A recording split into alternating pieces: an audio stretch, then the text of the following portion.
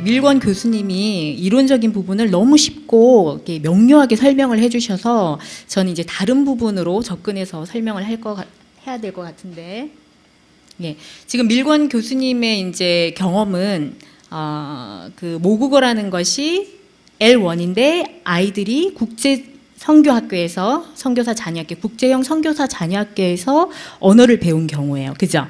저는 만일 한국 아카데미라는 한국형 선교사 자녀학교에서 이중 언어를 이제 관점을 보는 거니까 약간의 차이가 있을 수 있어요. 그리고 저는 언어학이 아니라 교육과정이라는 관점에서 이제 언어 교육으로 들어가서 이 자료들을 준비를 했습니다. 잠깐만, 처음에. 예?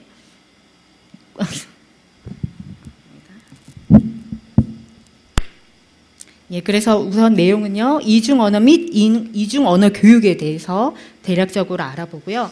이중 언어에 대해서 사실 저희가 관심을 많이 갖고 있는데 이거는 MK만의 관심 사항이 아니라 한국에서는 이중 언어라는 게 영어 교육이라는 열풍으로 너무나 많이 관심을 갖고 계시잖아요. 그래서 이중 언어와 이중 언어 교육이라는 것에 대해서 왜 우리가 이렇게 관심을 갖고 필요성을 이렇게 인식하고 있는지에 대해서 한번 보고요. 그 다음에 이중 언어에 대한 이론 및 사례, 그리고 세 번째가 MK와 이중 언어. 그렇다면 MK에게 있어서 이중 언어는 무엇인지. 네 번째가 마지막으로 한국형 선교사 자녀학교인 저희 한국 아카데미에서 보는 이중 언어의 교육 과정, 커리큘럼 방향에 대해서 잠깐 짧게 얘기 드리도록 하겠습니다. 이중 언어 그 핵심적 이슈들. 자, 우선 저희가 이중 언어를 왜 배우려고 하는지 그것부터 이해를 해야 되는데, 왜 그러냐면 이중 언어를 대하는 접근이 다 틀려요. 각 부모님들마다. 그 이유가 바로 언어가 가지고 있는 사회적 기능과 그 가치로부터 출발하는 시대적 요구. 지금 요즘에 영어를 못하면 예전에 우리가 까막눈인 것처럼 아이들이 너무나 많이 제한을 받고 있잖아요. 그리고 언어가 가지고 있는 위상, 언어적 위상 때문에 저희가 저희 아이들에게 언어를 가르치는 이중 언어를 지금 추구하는 이유가 이제 21세기에서 언어라는 것이 비영어권에서는 영어에 대한 구사력이 그냥 추가적으로 추구하는 스킬이 아니라 아주 필수적으로 필요한 능력이라는 것, 그걸 이제 다 공감하고, 한국 분이라면 누구나 다 공감하실 거예요. 두 번째, 언어와 정체성의 관계. 우리가 이중 언어를 볼 때 염두에 두어야 하는 것이 언어가 바로 언어 구사자의 사회, 문화, 심리적인 소속감 때문에 정체성을 정의한다는 점. 그래서 우리가 정말 건강한 이중 언어자로 아이들을 양육하려면 이러한 부분에도 염두를 두어야 한다는 점. 그죠? 그리고 세 번째, 마지막으로 언어의 특수성. 언어가 가지고 있는 특성이 있죠. 모국어는 그냥 그저 이렇게 저희가 배우게 되는데, 언어가 가지고 있는 특성이랑 그리고 제2외국어를 저희가 학습하게 될 때 갖게 되는 그러한 특수성들을 저희가 이제 제대로 볼 수 있어야 되는데, 그게 아까 밀권 교수님이 얘기하신 L1과 L2의 관계라고 보시면 될 것 같아요. 그 다음 넘어가겠습니다. 그렇다면 이중 언어가 이러한 성격을 가지고 있다면 이중 언어 교육의 가장 핵심적인 이슈는 무엇이냐? 첫째, 이중 언어의 효과적 육성. 두 가지 언어를 또 참으로 효과적으로 다 유창하도록 키우려면 어떻게 해야 되느냐가 우리의 관심사가 되는데, how, 어떤 교육 환경이 우리 아이들에게 맞는지, 그죠? 한국형 선교사 자녀학교, 현지 학교, 국제형 선교사 자녀학교, 해외 조기 유학, 여러 가지 옵션들이 많잖아요. 그것에 대해서 우리가 how라는 것에 관심을 가지게 되고, 두 번째, 언어 습득 시기. 영어 유학, 조기 유학 열풍이 분 게 바로 언어 습득에 있어서는 결정적인 시기가 있다는 그런 이론 때문에 그런 거잖아요. 일찍 배워야 우리 애들이 원어민같이 언어를 자신 있게 구사할 수 있다는 것. 세 번째, 언어의 위상. 그렇다면 이중 언어가 L1, L2 중에서 어떤 언어를 더 강화시키고자 하는가? 우리 아이들이 영어를 더 잘하는데 한국어도 어느 정도 잊지 않는 정도를 원하느냐? 아니면 한국어를 정말 잘하고 영어는 국제사회에서 정말 일할 수 있는 그런 정도의 언어를 우리가 지금 생각하고 있느냐? Which language를 우리가 원하느냐를 저희가 또 염두에 둬야겠죠? 그 다음 부분이, 그렇다면 언어는 이런 언어적인 기능이 있는데 우리 아이가 언어를 통합적으로 잘 사용할 수 있도록 이중 언어와 정체성에 그러면 융화는 어떻게 가져올 것인가? 저는 그거를 두고 제 나름대로 한 3가지로 정체성에 대해서 생각할 필요가 있다고 봤어요. 첫째는 linguistic identity, 언어 구사력 자체만으로 오는 정체성. 그다음 두 번째 cultural identity. 언어 구사력과 많이 관계가 있는데 그렇다면 이 아이가 자라오는 그 문화, 사회 문화적으로 이 아이가 동질감, 소속감을 느끼는 아이덴티티가 어느 것인가. 세 번째 inherited social identity. 자, 이건 예를 들어서 저희 한국 아이들이 국제 선교사 자녀학교에서 만약에 배웠다 쳐요. 아니면 이민을 갔다고 생각해 보면 우리는 가정이라는 테두리 안에서는 모국어로 어쩔 수 없이 어쨌든 한국어라는 그러한 것들을 가지고 있잖아요. 한국어라는 것을 우리가 그냥 받게 된 상황인데 이러한 우리의 소셜 아이덴티티가 아이들의 뿌리 의식에 가장 밀접한 영향을 미치는데 그렇다면 이것을 우리 아이가 앞으로 살아갈 환경에서는 어떻게 키워줘야 되느냐. 이것을 그냥 어느 정도 염두에 두는 차원이어야 되느냐 아니면 정말 강화시켜 주어야 되느냐. 이러한 부분들에 대해서 저희가 조금은 생각을 해볼 필요가 있다고 나름 한번 생각했었고요. 그렇다면 이중 언어 이론에 대해서 제가 잠깐 들었는데 이중 언어 이론을 우리가 받아들이기 이전에 고려해야 될 사항들, 이론 적용의 타당성에 대해서 정말 우리가 고찰하고 있는가. 저는 솔직히 말하면 우리 아이를 위해서 이중 언어에 대해서 가장 잘 파고 있는 사람은 부모님이라고 생각해요. 그 어떤 학자도 정말 내 아이에게 맞는 이중 언어 효율적인 이론을 제공해 줄 수가 없어요. 왜냐하면 지금 우리가 가지고 있는 많은 이중 언어의 이론이 탄생되게 된 배경이 있거든요. 그거는 지금 필리핀에 있는 선교사 자녀들의 이중 언어의 관점하고 많이 차이가 있을 수 있어요. 그래서 그 이론이 정말 우리가 쓰도록 타당한 것인가. 두 번째, 언어가 어른이 돼서 만약에 L1, L2로 언어를 배우면 원어민과 같은 유창성을 가지기가 힘들다. 이거 그냥 저희가 보편적으로 갖는 생각이잖아요. 그런데 사실은 그것에 대해서 검증된 자료는 없어요. 그러한 이론이 유력하고 정말 우리가 그렇게 많이 가고는 있지만 그것에 대해서 완전히 그렇다, 진리로 이렇게 할 수 있는 부분이 별로 없어요. 근데 많은 언어학자들이 공통적으로 공감하는 부분은 언어의 유창성이 후자로서 나중에 어른이 되어서도 노력을 하면 되기는 할 수 있지만 발음과 그러한 요소들, 발음적인 부분이나 인토네이션, 악센트 같은 부분은 나중에 성인이 돼서 제2외국어를 배울 때는 조금 극복하기 힘든 부분에 해당한다. 이렇게 말들을 많이 하고 있어요. 그러니까 언어 이론이라는 것을 생각할 때 이 부분을 염두에 두어야 하고 나중에 또 뒤에 나눈 부분에서 다시 한번 얘기를 드리겠습니다. 그 다음 언어 구사자의 언어 환경적 특수성과의 관계. 저희들 지금 가만히 저희 상황을 다 펼쳐보면 다 틀려요. 언어를 강화시킬 수 있는 환경들이 다 틀려요. 나중에 이제 저희 필리핀 MK를 두고 그 부분을 볼 텐데 그렇기 때문에 우리가 이거를 직접적으로 탁 적용을 할 수가 없는 게 쉽지 않은 거예요. 예를 들어 저희가 정말 쉽게 공감하는 게 필리핀에 오래 있었다고 영어를 잘하느냐. 그거 쉽지 않잖아요. 그죠? 4년, 6년 안에 우리가 그런 L2를 L1 수준으로 갈 수 있느냐? 저희들 쉽게 말하지 않잖아요. 왜냐하면 여기는 영어권이라고는 하지만 따글리시와 따글로그가 통하고 내가 노출되는 부분은 내가 의도적으로 영어 학습을 하지 않으면 그러한 것들이 강화되는 환경이 아니잖아요. 그렇기 때문에 정말 이게 나에게 맞는지를 생각해야 돼요. 우리 애들에게 맞는지. 그 다음 세 번째는 양육자의 경험적 이해의 한계. 언어의 특성 때문에 나오는 부분인데 저희가 염두에 둬야 되는 게 저희는 단일 민족, 단일 문화권에서 태어나서 학습을 하고 이제 선교사로 왔잖아요. 그렇기 때문에 우리는 이중 언어라는 것에 대해서 그냥 그럴 것이다라고 이해하지 그 아이의 입장에서 이해를 못해요. 그렇기 때문에 엄마들이 가장 쉽게 하시는 실수가 silent period에 대해서 아주 걱정을 하는 거. 얘가 좀 잘 못하는 것 같아. 좀 몇 년 됐는데 쉽게 단정 짓는 이유가 말을 못하고 있으면 걔 머릿속에는 언어가 지금 발달하지 않고 있다고 쉽게 생각하는 이분법적인 생각을 저희가 적용하기가 쉬운데 그러한 양육자, 여기서 말하는 양육자라는 것은 부모님과 교사를 포함해서 이중 언어자를 대하는 양육자가 자기가 경험해보지 않은 것에 대해서는 쉽게 판단하고 그냥 하시면 안 된다는 점. 요거를 저희가 우선 자각을 해야 될 것 같아요. 그 다음 실질적 사례 분석의 필요성. 그렇다면 이중 언어가 이렇게 다양하고 정말 뭐라고 딱 말하기 쉽지 않은 부분인데 그럼 어떻게 해야 되느냐. 저희는 그러면 저희 아이들에 맞는 실질적 사례들로 이제 검증을 해 나가야 되겠죠. 우리한테 애에게 맞는 게 무엇인지. 그다음 이중 언어 교육 그 핵심적 이슈들 했고요. 다음으로 가셔야 돼요. 네.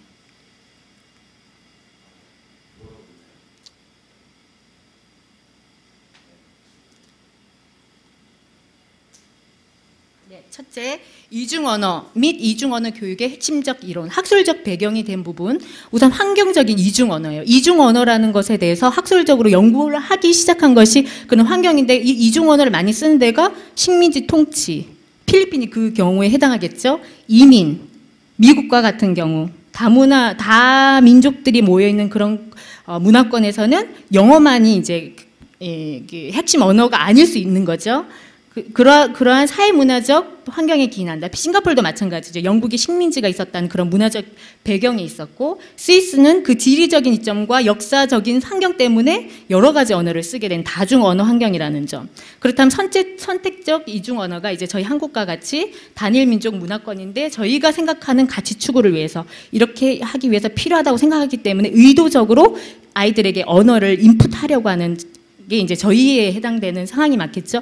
그래서 사실 저희 MK들은 이 두 가지가 약간 복합적으로 섞여 있어요. 그죠? 환경과 그리고 저희가 이제 부모님으로서 이 아이들을 앞으로 어떻게 키울 것이라고 생각하면서 의도적으로 또 저희가 밀고 가는 가치들이 있죠. 이중언어 교육의 예. 아까 밀곤 교수님 얘기하셨는데 60년대 전에는 이중언어에 대해서 아주 부정적인 시각이 많았다고 말씀하셨죠. 네, 미국에서는 1964년도부터 이중 언어를 입법화했어요.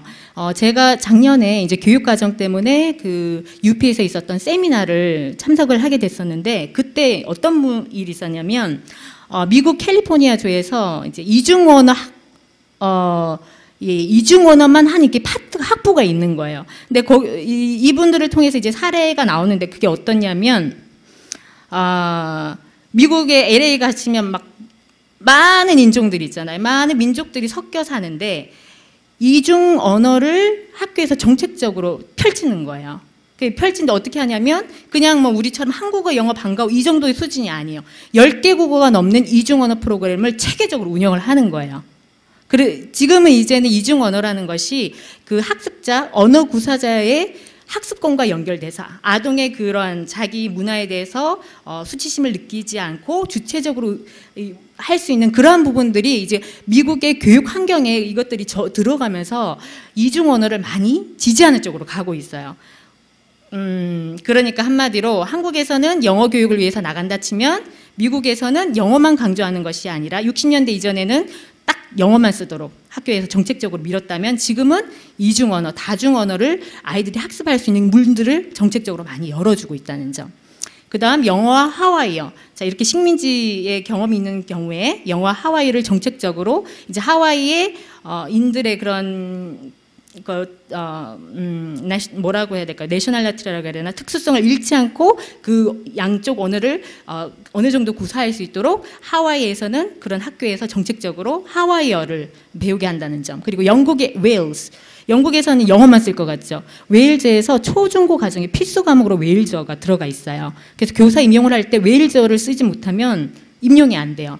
웨일즈어가 영어의 고어와 같은 느낌이라 그러더라고요. 그래서 영어를 쓰는 사람 웨일즈어를 이해를 쉽게 못한대요. 그러니까 다른 언어로서 이렇게 이해를 하는데 거기서도 이 사람들은 필수 과목으로 이렇게 이중 언어 입장에서 하고 있다는 점. 그리고 필리핀은 2012년도에 세미나 여러분 들어보셨죠? K-12. K-12에서 가장 관점 중에 하나가 Mother Tongue Based Curriculum이었어요. 모국어의 기초를 둔 교육과정. 아까 밀곤 교수님이 지금 필리핀의 그러한 변화들을 말씀을 하셨는데 그것을 이분들이 정책적으로 K-12로 밀고 가면서 완전히 이러한 것들을 하기로 많이 노력을 하고 있는 거예요. 그 Mother Tongue라고 한 이유가 뭐냐면 여기는 언어가 너무 많잖아요. 그 일루카노면 일루카노 안에서 모국어를 찾아서 나머지 언어로 가는 거예요. 따갈로거가 아니고. 그 다음에 한국어와 제주어.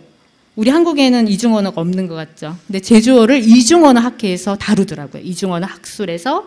그래서 제주어를 자매어로 분류해서 정책적으로 관심을 가지고 시범교육을 하고 있어요. 네, 넘어가겠습니다. 교육의 핵심적 이론들. 그렇다면 이중언어에 있어서 우리가 염두에 둬야 되는 핵심적 이론은 무엇인가? 결정적 시기 가설. 제가 여기 우선 가설이라고 했어요. 왜냐하면 이것이 꼭 그렇지만은 않다라고 말하는 학자들도 다수는 아니더라도 있기 때문에 어느 습득 시기에 대한 구분점 12세 이게 어떻게 나왔을 것 같아요? 이 뇌 과학을 연구하시는 분들이 그 언어학과 같이 이제 신뢰들을 연구하면서 잡았던 시험 대상자의 표본 그룹의 인구가 연령이 11.5세였어요. 그 당시 11.5세를 기준으로 해서 조기랑 후기로 나눠서 했기 때문에 그러면서 이제 12세가 나는데 많은 연관관계가 있겠죠. 아동들이 12세 되면 뇌가 폭발적으로 막 이렇게 발달되고 이런 것과 연관관계가 있지만 우선 우리가 쉽게 말하는 12세가 큰일 났습니다. 이거 5분 서론하고 있는데 5분 남았어요.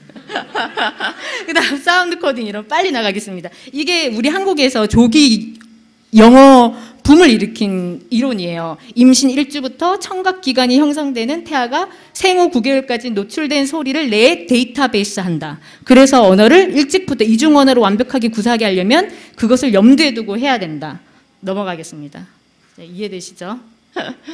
그 다음 그 교육의 핵심적 이론들. 우리가 지금은 언어학이 있어서 그냥 이론적 차이는 아니라 이제 뇌과학 기술, 이 뇌가 어떻게 활성화되는지 실질적으로 조금 추론하거나 검증할 수 있는 과학기술이 발달하니까 지금 이중언어뿐만 아니라 언어학, 심리학, 많은 학문에서 이 뇌과학을 많이 연관을 시켜서 해요. 이렇게 이 어떠한 반응을 했을 때 뇌의 혈류량이 증가한다. 그러면 이게 활성화됐다. 이런 식으로. 그래서 지금 저희가 많이 갖고 있는 이중언어, 언어학습의 이론들이 이것에 영향을 많이 받고 있는데 내려가겠습니다.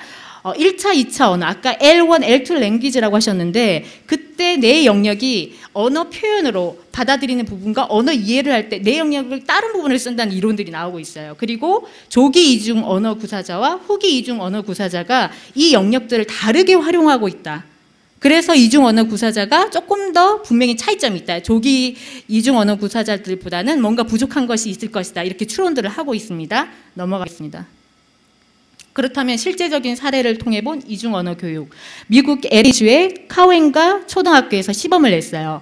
이 한국어랑 영어뿐만 아니라 다른 언어들도 있었습니다. 근데 저희가 한국 사람이니까 한국어만 넣겠습니다. 교육 대상을 구분했어요. 영어만 오로지 쓰는 아이와 한국어, 영어. 그다음에 잘못됐어요. 코리안 언니. 한국어만 이게 학습하게끔 해서 했더니 어떻게 되었냐면 한국어와 영어를 동시에 쓰는 이중언어에 노출된 아이들이 영어 읽기 성적이 영어만 쓴 애들보다 높게 나왔어요. 그리고 한국어 읽기 성적이 한국어만 한 애들보다 높게 나왔어요. 그리고 나머지 기타 수학과학 영역에서도 그 아이들의 점수가 높게 나왔어요. 자, 이거 쉽게 언어는 그럼 이중언어 아이들이 언어에 대해 탁월한 재능이 있다라고 가기 전에 우리가 또 고려해야 될 게 아마 언어를 영어와 미국어라는 것을 교민사에서 썼을 정도면 다 그런 교육과정으로 갈 정도면 부모님이 그 아이의 학습에 대단한 관심을 가지고 많이 밀어줬던 환경이 있었다는 건 염두에 둬야 되겠죠. 그렇지만 이 연구 결과가 이중 언어에 아주 많은 이렇게 많이 인용이 됐어요. 이중 언어 이론에 있어서. 이렇게 이중 언어를 하는 사람들은 이렇게 탁월하고 예전과 같이 세미링구어 같은 그런 개념이 아니라 오히려 언어에 대해서 강화시켜주기 때문에 아이들의 인지 개발에 더 좋다.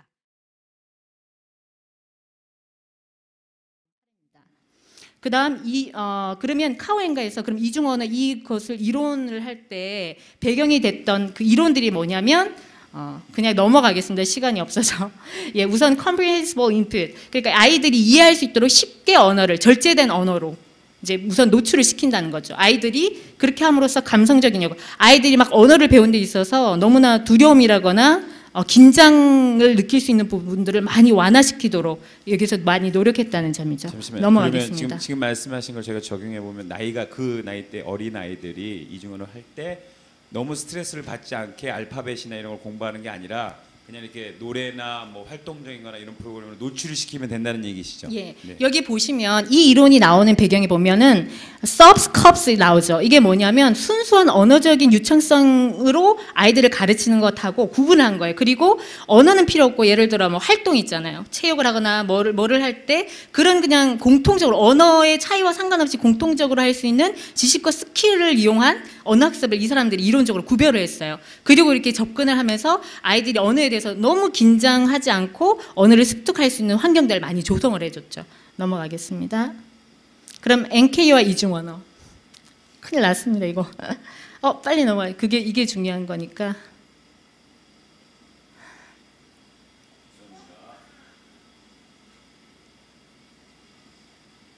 자, MK 이중 언어 이제 작은 동그라미부터 볼게요. 특수성. MK만이 가지고 있는 특수성. 아이들이 외국어에 노출되는 시기가 다 틀리고 그리고 기간이 틀려요. 그리고 아이들은 항상 이동의 변수가 있어요. 저희 애들이. 그다음 가정, 언어에 대해서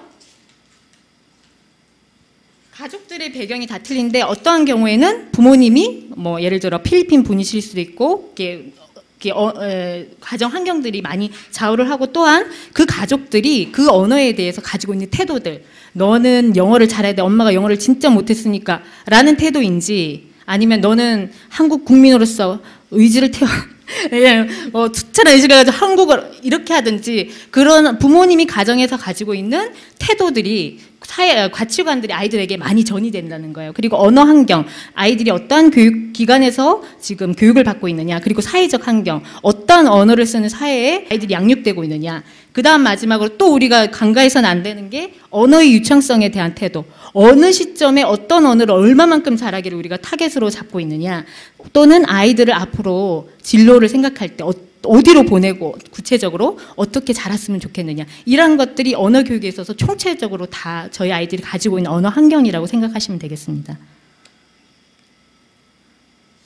필리핀 MK들의 언어 환경. 치아 유형, 한국형 선교사 자녀학교, 국제학교, 현지학교.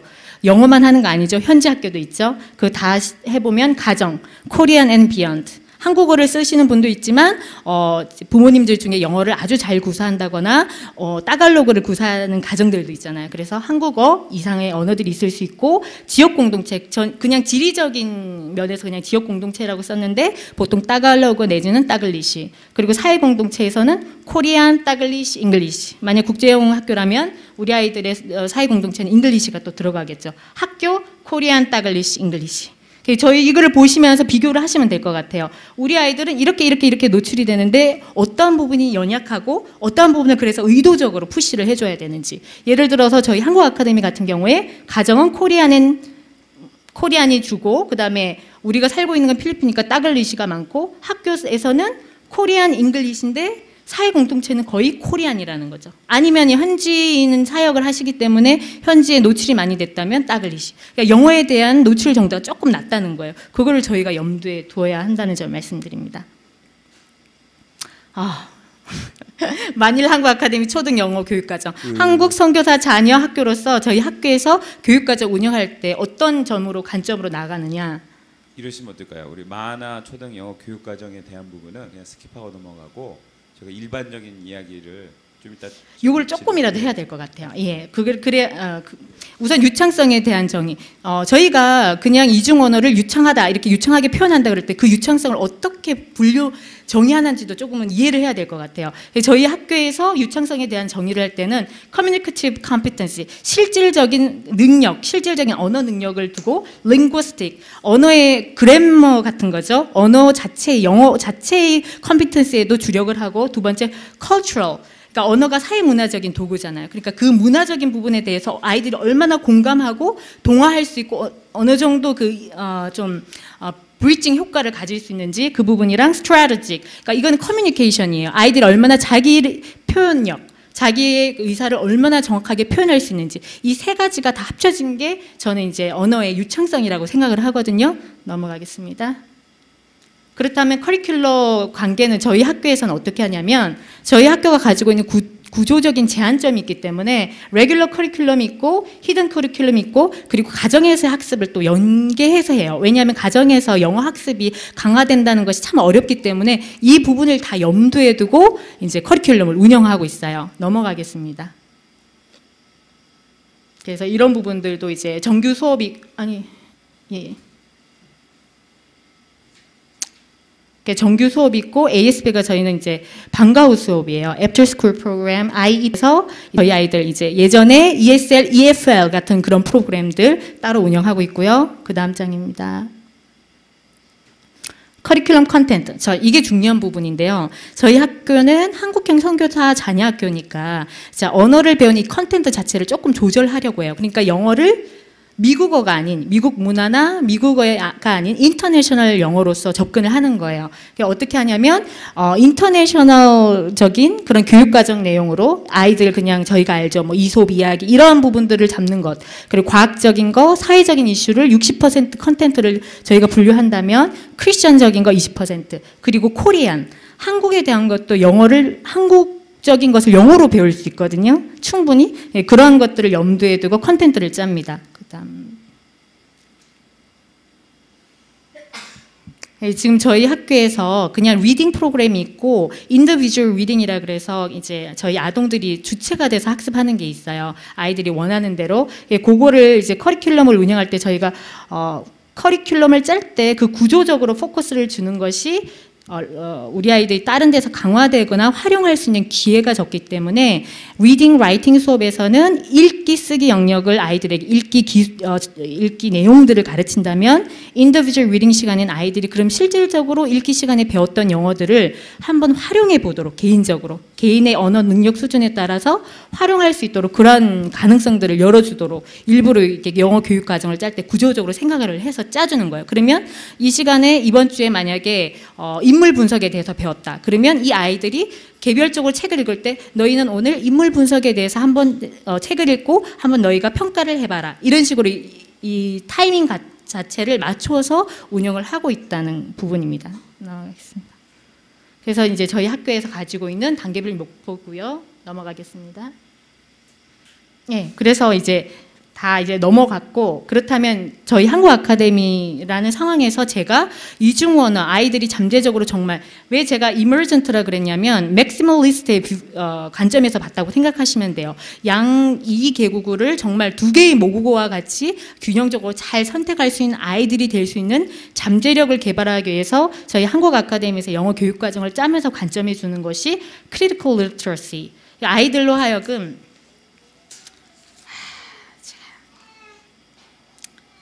비판적 사고 능력, 영어 구사력이 아니라 아동들의 사고력과 연관해서 영어 구사력을 키워주려고 노력한다는 점. 그다음 creativity, 뭐 창의성, 아이들에게 문화적으로 그리고 자기의 의사를 표현하는 데 있어서 유연성이랑 창의력을 생각한다는 점. 그리고 independent learner, 아이들이 영어를 그냥 학습하는 것이 아니라 그것을 스스로 자기 스스로 활용할 수 있는 학습자로 이제 개발하는 것이 저희들의 교육 접근 방법이고 목표고요. 그렇기 때문에 필요한 것이 critical analysis, 그냥 영어 내용을 받아들이는 것이 아니라 아이들이 자기들이 평가하는 거예요. 한국인으로서 나의 관점에서 이 문화나 이 상황에 대해서 어떻게 평가하고 어떻게 반응하는지, 아이들이 자기 생각의 주체가 돼서 영어 공부를 할 수 있도록 그렇게 이제 뽑아 나가는 것이 저희 한국 아카데미이기 때문에 가지고 있는 교육과정의 좀 방향이라고 보시면 될 것 같습니다. 왜냐하면 저희가 영어적으로 되게 많이 이게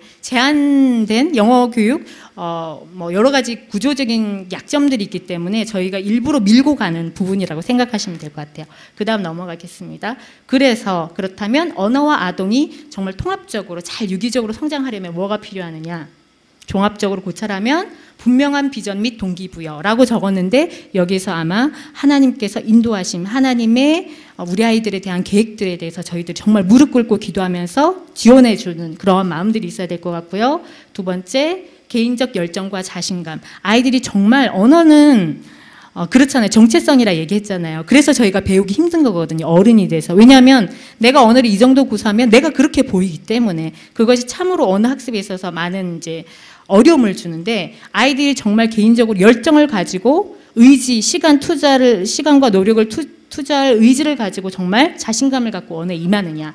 그 다음, 그러한 효율적인 교육 환경을 우리가 아이들에게 제공할 수 있느냐.